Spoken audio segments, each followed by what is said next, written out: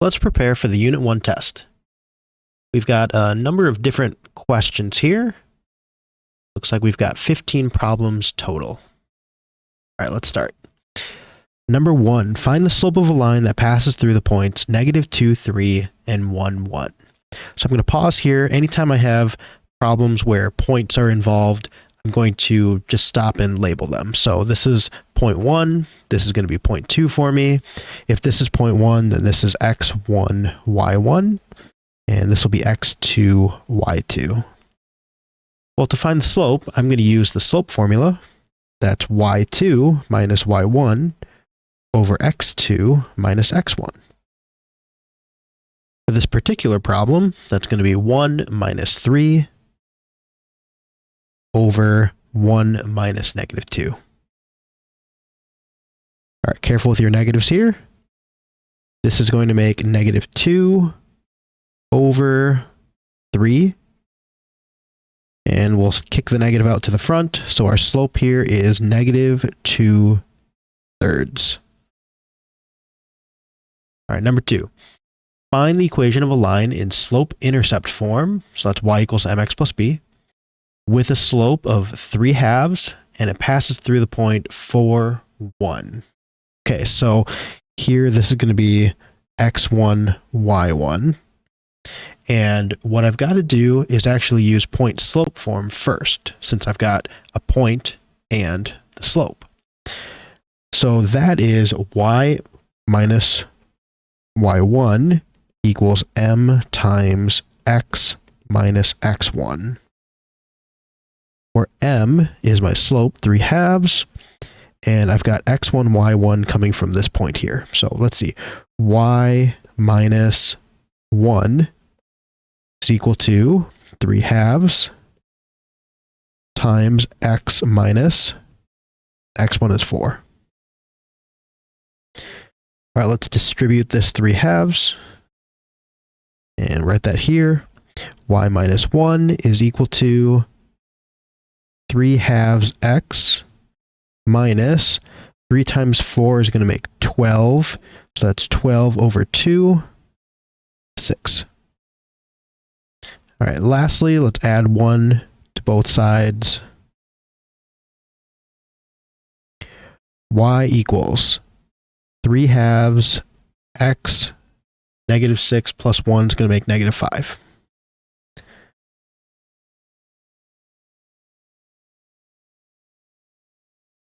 Number 3. Find the equations to lines that are parallel and perpendicular to the lines y equals 2x plus 1 and pass it through the point 3, 5. Okay, so this is x1, y1.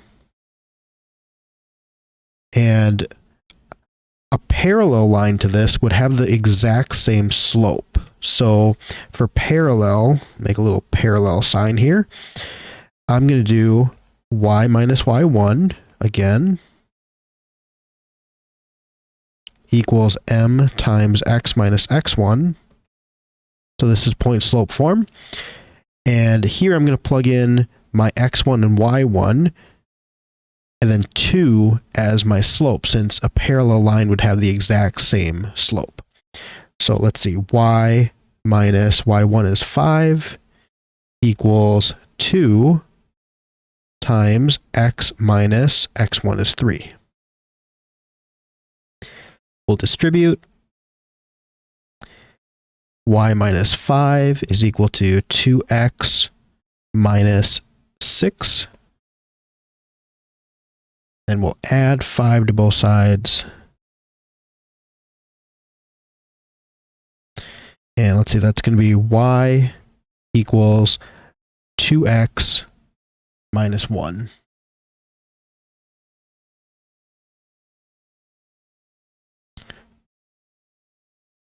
All right, now for perpendicular. So for perpendicular, I need a slope that's opposite reciprocal of what I've got right now. Okay, another way to think of this is flip and switch. If I've got the first slope, m1 equals 2, or I could say this is 2 over 1, then a perpendicular slope would be m2. Flip this, 1/2, and then switch the sign to negative. So negative 1/2. I'm still going to keep the same x1, y1 here and plug it into point slope again. So I've got y minus y1 equals my new slope is negative 1/2 times x minus x1. So let's do that right here. Y minus 5 is equal to, now I'm going to do negative 1/2 times x minus 3. Let's distribute this. So I've got y minus 5 is equal to negative 1/2 x, and then minus 3/2, and add 5 to both sides, which is really, I guess, since this is in halves, I should add 10/2.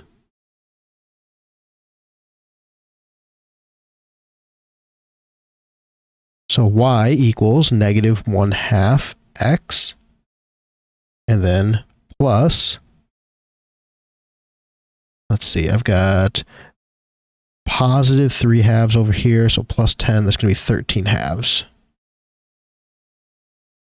Negative 1/2 x plus 13/2. All right, determine if y squared equals x squared plus 7 is a function of x.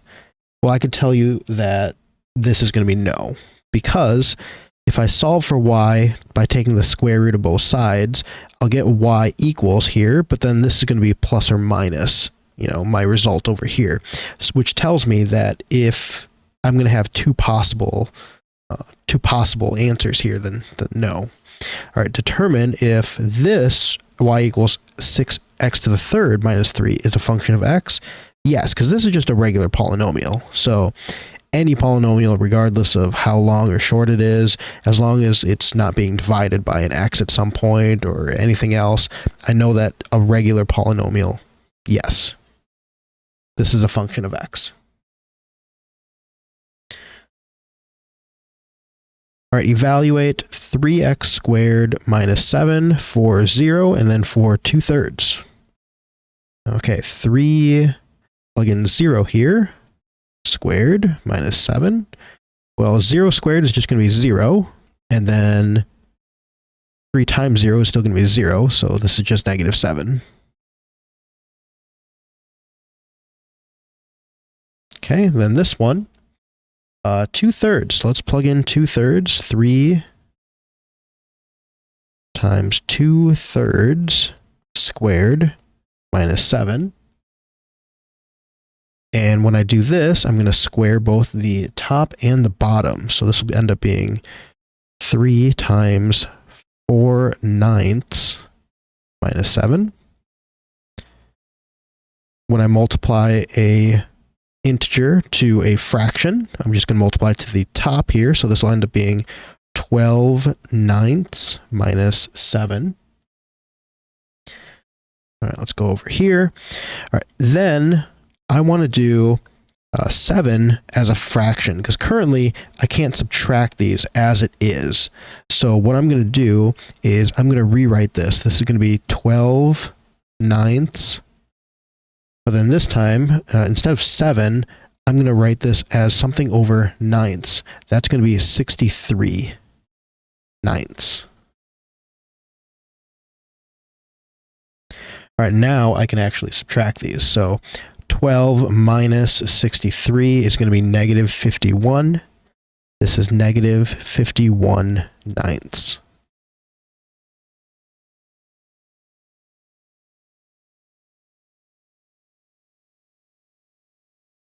All right, determine the domain of the function f of x equals negative x squared plus 4x minus 1.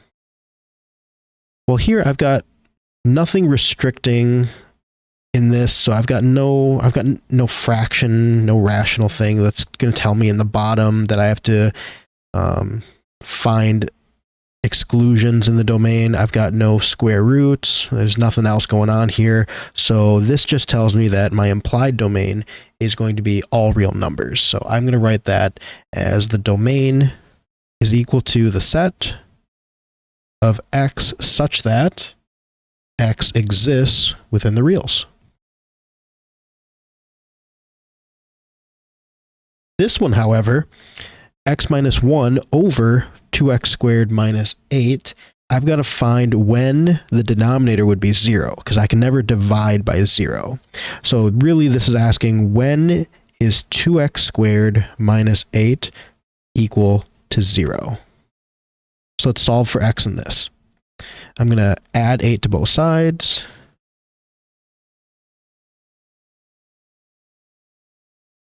This will give me 2x squared equals 8.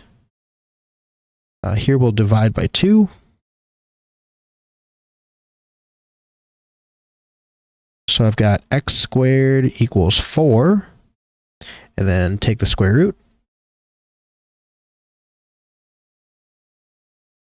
So x is equal to, now the square root of 4 is 2, but I have to remember that because I've got a variable involved here, plus or minus 2.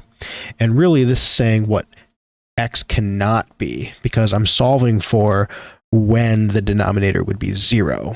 So in my answer, I'm going to do domain is equal to the set of x such that x exists within the reals, not equal to plus or minus 2.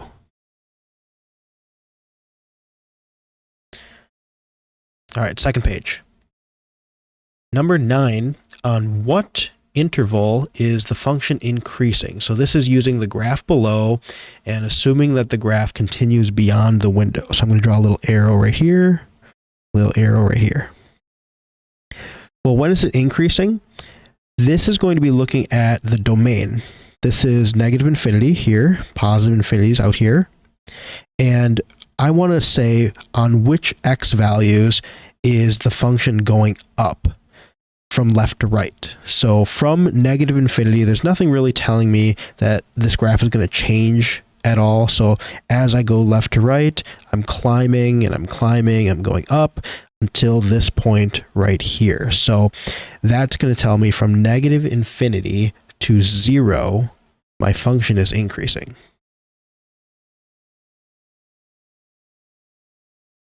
And then from 0 to positive infinity, my function is decreasing because I'm falling, I'm going down. So from 0 to positive infinity, my function is decreasing. Now I've written this in interval notation, but you could write this in a couple of different other ways too. I just feel like this is a little bit easier. All right, lastly, this section here, 11 through 15, consider the following functions for the problems. F of x equals 5x minus 2, and g of x equals 3x squared plus 8. I want to find a bunch of different things here. So 11 is f plus g. So I'm going to add these two together. No problem. So I've got 5x minus 2. This is f. And I'm going to add this to g of x. So 3x squared. I'm going to put 3x squared over here. And then plus 8 right here, leaving a space. And the reason for that is so that I can say that this is 0x squared in f. And I've got 0 x's in g. This way, I can just add straight down. So 0 plus 3, I've got 3x squareds. 5 plus 0 plus 5x.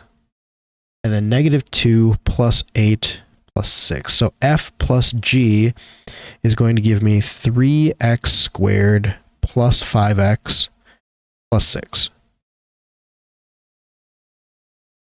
I'm going to do something similar for f minus g. I'm going to do again, f is 5x minus 2. And then g is 3x squared, so I'm going to write it over here again. 3x squared, and then plus 8, leave a space. And leaving that space for placeholders, 0x squared and 0x. This time we're going to subtract. 0 minus 3, so I've got negative 3x squared. That's why I use a placeholder here, because it reminds me that I'm doing 0 minus 3 rather than just going straight down and copying this and putting a positive 3. So this negative 3x squared. All right, 5x minus 0 is going to be 5x. And then negative 2 minus 8, so minus 10 here. This will be negative 3x squared plus 5x minus 10. F times g. All right, so this is a binomial. This is a binomial. I could do FOIL, first, outer, inner, last. I kind of like using a box, so I'm going to make a box here. And along the top, I'll do 5x minus 2. And down the side, let's do 3x squared. And then plus 8. And so for each cell here, I'm going to multiply to what's on the outside. 3 times 5, this is going to give me 15x to the third. 3x squared times negative 2 is going to be negative 6x squared. 5x times 8, that's going to make 40x. And then 8 times negative 2 is negative 16. Let's put this all together. This is 15x to the third minus 6x squared plus 40x minus 16. So f times g, 15x to the third minus 6x squared plus 40x minus 16. F of g. So this is asking us to use function composition, where the left one, f, this is my base, and I'm going to plug in g into my base. So in this, I'll say the base is 5x minus 2, because that's f. And what I'm going to do is I'm going to take 3x squared plus 8, and I'm going to plug it in for x right here. So that's going to be 3x squared plus 8. And I still have this minus 2 at the end here as well. So all I've done is changed x to 3x squared plus 8 because I'm substituting that for the x in my base function f. So let's distribute. 5 times 3, that's going to make 15x squared plus 40. And then a minus 2 here. Okay, that's going to give me 15x squared plus 38.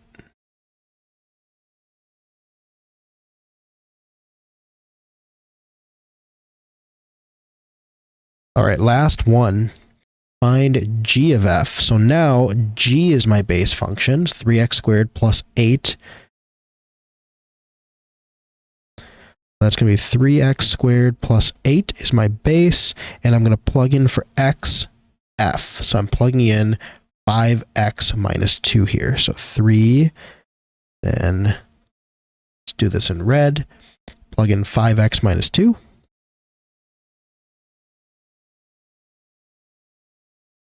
All right, this gets squared plus 8. Okay, so now this gets multiplied. So I'm going to use a box. Let's do it over here. 5x minus 2 squared. So 5x minus 2 and another 5x minus 2. This is going to make 25x squared. This will be negative 10x. This will be another negative 10x. And then plus 4.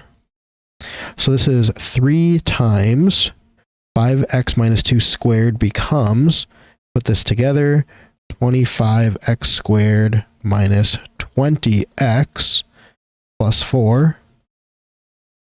And still, I've got plus 8 over here. All right, then distribute this 3 to all 3 terms here. This is going to be 75x squared minus 60x plus 12, and then another plus 8 here. And finally, combining like terms, 75x squared minus 60x plus 20.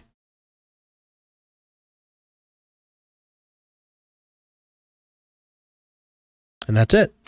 Hopefully that helps you in studying for the Unit 1 test.